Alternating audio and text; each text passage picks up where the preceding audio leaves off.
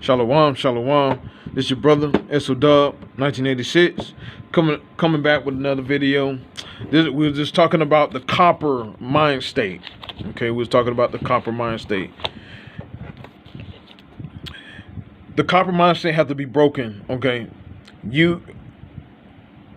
We talked about how in the copper mind state, you have the mind of the serpent. You are accursed, okay? And you thrive based on the appetite of your belly, right? You're basing everything on your five senses. You don't base everything on the spirit. You don't have anything of the spirit. You have to, in order to convert yourself from the physical to the spirit, you actually have to make a sacrifice, right? But before that particular state, you're in this cycle and you have to break from it. Right? You have to break from this particular cycle, because if you don't, you are already in a spiritual death. That's the only spiritual aspect that's part of this. It's part of this cycle. It's part of this phase of circling around the altar. Right? You're like the people from Mecca, right? That circle around the cobblestone.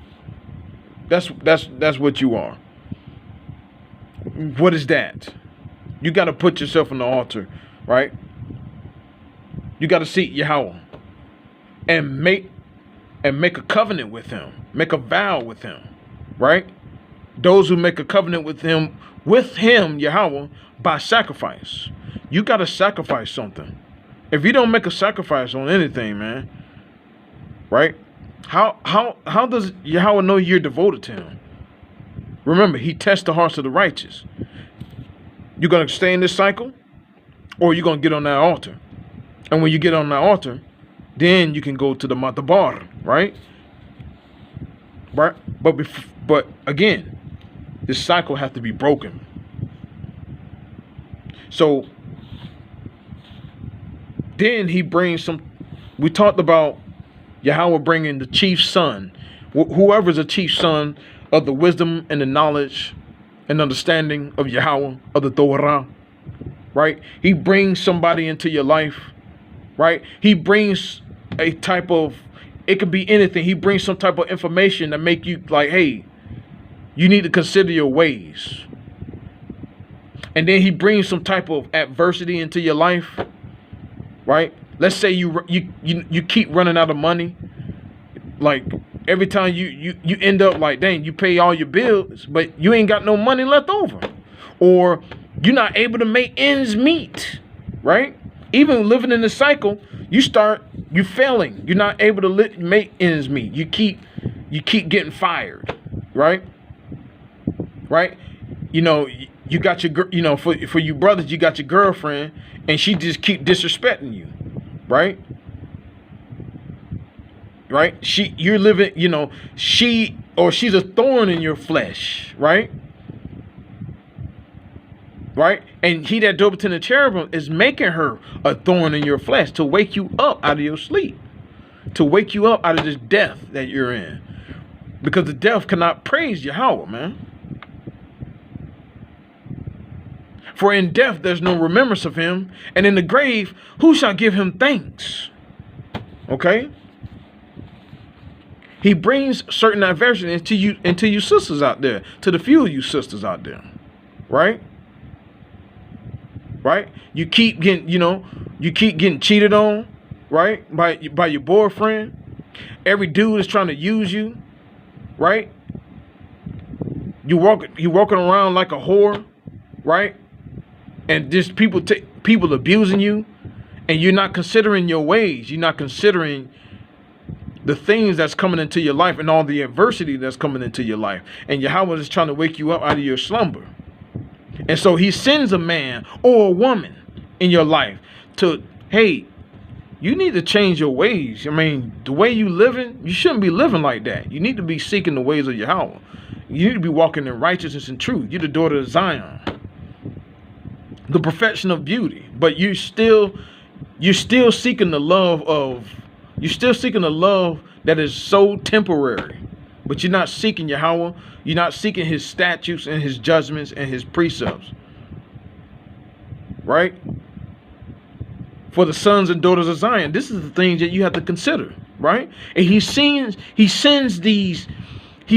elements, right? He sends certain adversity into your life. He sends a chief son or a chief daughter into your life. That, like, hey man, you need, man, woman, you need to wake up, man. You need to turn from your wicked ways and walk in truth and righteousness and set apartness. And pray and seek he that dwelleth in the cherubim, he that lifted thee up from the gates of death. Right? Because that's when you're going to actually, once you actually wake up and say, man, you know what? I haven't been doing it. You know what? It gets more and more worse. Here's a prime example of a situation that we are living in today, the COVID-19 situation, right? Now, people can say that it was man-made, it was brought in by this, or it's false, or this, that, and the other. It kind of doesn't even matter. You know why? Because he that dwelleth in the cherubim allowed all of this to happen, right? He allowed all of this to happen. He wanted this to happen. So this time gives Israelites the opportunity, say, sit in their house and say, man, now we can't eat. Well, now we can't work. Now all of us is losing our jobs, right? We can't go nowhere. Why are all these things happening unto us, man? When you ask questions like that, that's when it starts to germinate within your mind. Like, man, hey, are we doing the right thing? What are we doing? Right? During the time of the COVID-19, when you're locked up in your house and things of that nature, right? Jobs are being pretty much like, hey, jobs are going to be obsolete, just to let you know. Robotism is going to happen much more and more. It's going to happen more and more. Artificial intelligence is going to take over your jobs. Just understand that. I'm just to be honest. Artificial intelligence, the robots, right? They're going to take over your jobs. There's no question about that. These corporations, these companies, right? They don't need this. They're gonna cut you out.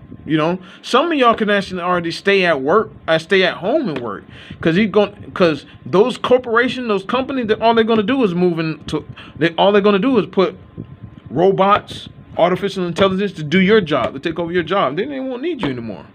And what do you got after that, right? And so these are the times where Yahweh's trying to wake people up and say, hey, you need to be considering your ways and considering all the adversity that's going to come upon you. Right? So these are the things what happen. And these stones are going to continue to come. And he just keep throwing stones because people are not considering their ways. And this is going to make Yahweh even more and more angry. And it's going to bring utter destruction. Right? But to the Israelite who say, you know what? I yield. It's time to make the next step, right? Let's go to Daniel chapter 2, verse 45 real quick. All right? We talk about the dream. We was talking the stone is the representation of Daniel chapter 2, verse 45. Let's start from verse 44 real quick. Daniel chapter 2, verse 44. Then in the days of these kingdoms, the power of heaven will establish a kingdom that will never be destroyed, nor will its sovereignty be left to another people. It will crumble and consume all these kingdoms, and it will stand forever. Verse 45. Just as you saw that a stone was hewn from the mountain, not by human hands, and it crumbled the iron, the copper, the earthenware, the silver, and the gold. So has the great power made known to the king what will happen in the future. The dream is true, and its interpretation is reliable. This situation right here, you can count on this, man. You can count on the simple fact that you go through this cycle. Everybody has gone through this cycle. Everybody has gone through the cycle of the copper mind state. Something has to wake you up out of your slumber for you to seek after he that dwelleth in the cherubim. And you got to make that sacrifice. right? So in the last video, we talked about Pharaoh, right? And we talked about how Pharaoh has the serpent upon his head. Go look it up, right? Let me see if I can finally get it right. You know what I'm saying? Let me see if I can finally get it real quick. Pharaoh serpent with, right?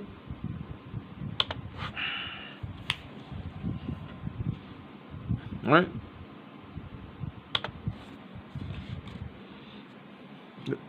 See that? See the serpent upon the Pharaoh's head? That's you in the copper mind state right there. Right? You got the mark in all the copper mind state. It just means nachashath, right? And nachash is serpent. Nachashath means that you have the serpent mark. The serpent mark upon your head, right? Let me see something real quick. Let me see if I can find me a scripture real quick.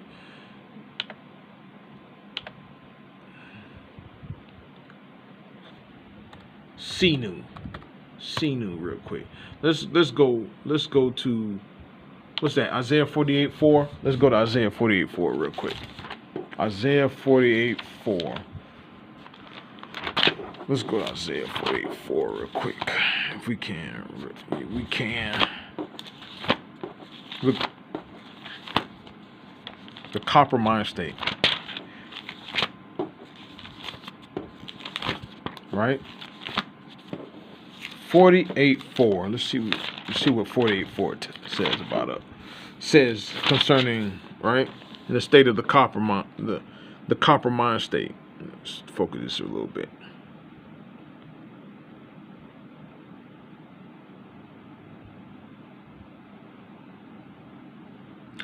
Verse 3. I foretold the earliest events beforehand. They emerged from my mouth, and I announced them. I acted with suddenness, and they came about. Verse 4. Because I know that you are difficult, right? You're in this cycle, right? And that your neck is iron, SHNYM, right? And your forehead is brazen. Brazen. Let's go to verse 4 real quick.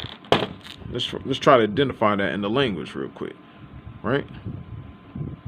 Verse 4, right? Mada'ateke, Kwasha Eta, Wakayada Barazal, Arafak, Wamasachak, Nachawasha. You see that? And your forehead, right? Masachak, Nachawash, right? Arafak, wa Masakach, Nachawasha. Brazen.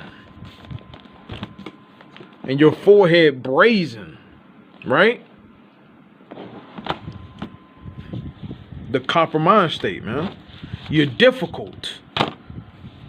Right? When you're in this state, you can't commune with Yahweh in this state, man. You're not able to respond to him. And he can't respond to you either. You're base. You're low. You're in sorceries and a hissing. Right? Pharaoh. You're Pharaoh. You are Pharaoh. This is who you are. When you're in the copper mind state, that's who you are. Man or woman, doesn't matter. Right? Then you have female pharaohs, right? Those who are in the cycle of Nachashath, you are as Farah or Fara'ah. All right, so Farah, which is Fara'ah, right? Fara'ah, that's the representation of the male, Zakar, right? And then for the nakaba, which is female, right? Zakar is male. For the nakaba, right? Fara'ah. That's for the female. And what does that mean? You are the mouthpiece of Ra, right? Or Ra, which is wickedness. Remember, pay or fa, it's not pay, honestly. It's not pay, it's fa. Fa, right? This is fa, okay? This is fa in the Sinaitic Yahweh script, right? But our forefathers were using before the Babylonian captivity, right? This is fa. And what fa represents is the mouth. Fa represents the mouth. Ra'ah is evil in the language. Go look it up. Go look up the word evil. Matter of fact, I'll just do it for you real quick. Evil. Evil. Let's see if I can. All right.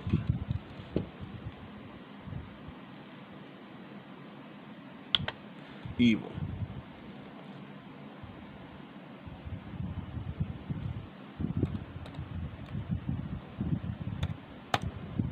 All right. There you go. Evil. What does that say? What does that say? Ra'ah, right? Or Ra, right? From H7489, bad, or as noun, evil. Right? Wickedness, right? Displease, mischief, misery, not, wretchedness, wrong, right? This is for you. When you're in the Copper state, you're Pharaoh. You're like as Pharaoh, right? You got the serpent in your mind is full of the operations of the sorcery, which comes from the serpent. And you got the serpent mind, right? The mark of the serpent, the mark of the beast, right? You don't need no microchip to have the mark of the beast.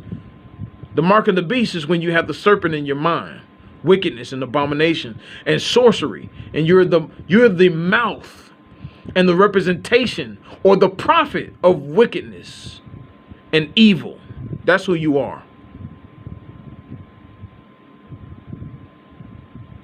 You already have the mark of the beast, and that beast is Nachash, right? You cannot see Yahweh, neither can you know him.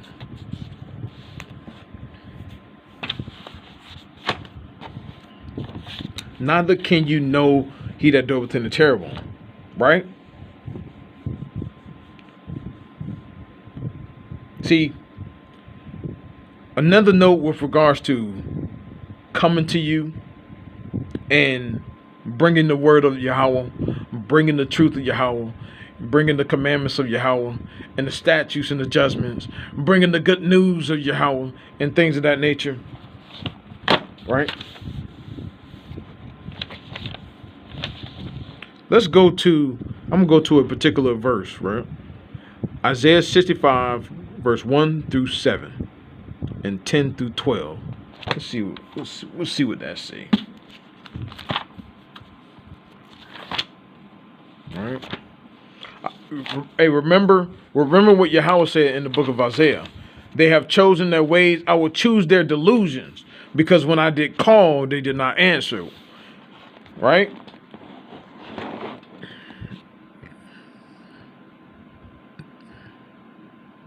Listen to this.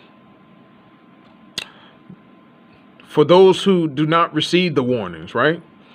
I was accessible to those who did not ask. I could be found by those who did not seek me. I said, here I am, to a nation not called by my name. I stretched out my hands all day to a strange people who walk the road that is not good, right? Following after their own thoughts, right? The people who continually anger me to my face, who sacrifice in their gardens and burn incense on the bricks, who sit in graves and sleep with corpses, right? You made a covenant with death, right? Who eat the flesh of the swine and have the sauce of forbidden foods in their utensils. Again, filthiness. When you're in this particular state, you suffer from the mind of filth. You cannot even see Yahweh. Neither will you respond to him, man.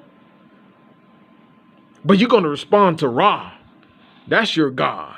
That Egyptian wicked God, Ra, wickedness and abomination.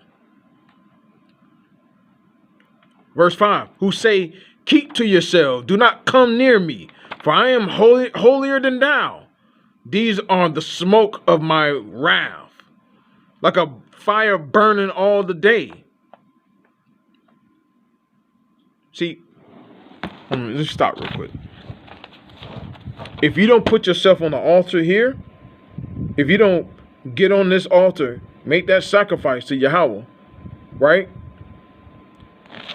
He's going to burn you all around here. See, this fire here, this sacrifice with the fire, right? Right? This fire here that you put here, that you put yourself on, right? That produces life.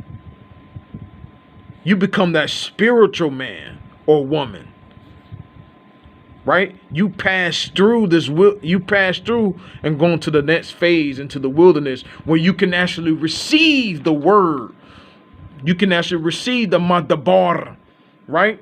The teachings and the instructions of Yahweh before you go into the Hayakal, where you study more and prepare yourself to be that chief son. Because if you continue on this path, you can be one of those chief sons that come to one of those elects. They say, hey, turn from your wicked ways. Turn from the path of the wicked. Turn from being Pharaoh. Right? Turn from being Pharaoh and be the children and be a child of Yahweh and the servant of the great king who dwelleth in Zion. Right? Let me finish this 65 and I should be done. Right? Behold, it is inscribed before me, I will not be silent until I repay. I will repay into their bosom for your sins and the sins of your fathers together, said Yahweh, who burned incense on the mountains and blasphemed me on the hills. First, I will mete out the payment of their action into their bosom. This is all for those copper-minded Negroes out there who don't want to turn away from their wicked ways and abominations. See, when you stay in the cycle of wickedness, right, of the Nachashath, right, this is you personified. This, what I just read, this is the personification of you, because I guarantee, especially you Israelite, right, so-called Negroes, Hispanics, and Native American, you have somebody to come to you and say, hey, you need to turn from your wicked ways. You need to seek Yahweh. Seek the commandments and statutes and judgment of Yahweh, which if a man do, he should even live in them. You have somebody to come to tell you that. Somebody. You receive some type of message from Yahweh, especially if you're an Israelite. No question about that. Let's go to verse 10. Let's skip down to verse 10 to verse 12. The Sharon will become a fold for the sheep, and the valley of Achor will become fit for cattle to lie down. For my people who have sought me out, right? For my people who have sought me out. So if you go back up a little bit more, you can see the blessings that's going to come upon the people that actually seek after Yahweh. But verse 11, but you who have forsaken Yahweh, who have forgotten my holy mountain, who set a table for Gad, who fill a libation to many, I will consign you to the sword, and you will all slump down and slaughter, because I called and you did not answer. I spoke and you did not hear. You did what was evil in my eyes, and what I did not desire you chose. So Yahweh's going to send you a chief son. He's going to send you the Aban. There's certain type of Abons. There's Abons of the sun, and then there's Abons of tribulation, right? And struggle, right? To get you out of your slumber, and continuing to bring the word of Yahweh for you to wake up and bring the message of Yahweh, you know, of wrath and of destruction and catastrophe and death, right?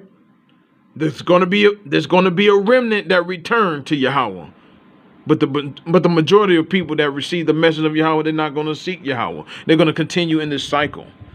They're gonna continue to be a serpent. They're gonna continue to be contemptible, a vile person, right? They're going to continue to be vile, living according to the system of the copper, and not putting themselves on the altar, right? Because you have to burn. When you put yourself upon this altar, you're burning the copper. You're burning the baseness of yourself, the base-mindedness of yourself, so you can rise, so you can move forward. Rise and move forward through the wilderness, through Yakin and Boaz, right? With the representation of the Madabar, where you receive the word, right? Madabar from the matter, right? And that's all I wanted to say with regard to this information. I think this information is critical, right? Then I think the next part is after this particular getting out of this cycle of Nachashath, is you came to the understanding like, hey, Yahweh has called me to do his will. I'm going to seek after Yahweh, right? Thou, Yahweh, that has delivered me out from the gates of death, that I may show forth his praise in the gates of the daughter of Zion. I shall declare your salvation. When you come to that understanding, right? You're like, hey, man, Yahweh is my salvation. Yahweh is my savior. He is my redeemer. I shall seek after him. He is my power. And I will prepare him an habitation. My father's power, and I will exalt him. Right? Right? That's the process of the Exodus, right? That's the phase of the Exodus. Here you're in slavery. You're in the slave mindset. The slave mindset of the copper mindset in Egypt, right? Then the chief son, Moses. Then the chief son comes down. Let my people go, Pharaoh. Hey, you serpent-minded mouth of the wicked, let my people go, right? Now he's speaking into your mind. Speaking to your mind, let that right ruling man or right ruling woman go so they can serve Yahweh, right? It's speaking to yourself, okay? You need to have the Moses out of you overcome the Pharaoh. You have to let Moses come to you, right? This is a spiritual talk. Those who will get it will understand. You have to allow the Moses to come out of you. To be a god to Pharaoh, man. To be the god to Pharaoh. Think about this. The horns of the altar, right? It represents the chief. Represents power, right? The four horns, right? The four horns, the chief, the four corners, right? You need to be overruling the copper. You need to be ruling and chief of the copper-minded people. Just as I will make you a god to Pharaoh. Right? That's what Yahweh said to Moses, right? I will make you a god to Pharaoh. That's what you have to be to overcome this phase. You gotta let Moses come, man. So you can make that sacrifice. Make that 3 days journey so you can make a sacrifice to Yahweh, that you may serve him on his holy mountain. And with that, I just want to give all praise to Yahweh Ka, Yahweh Badad. Shout out to the Torah Knights, to the Torah Israelites. May you continue to seek after Yahweh, to seek his statutes and his judgments and his precepts and his commandments and his ordinances. And may Yahweh be with you. And with that, shalom, shalom.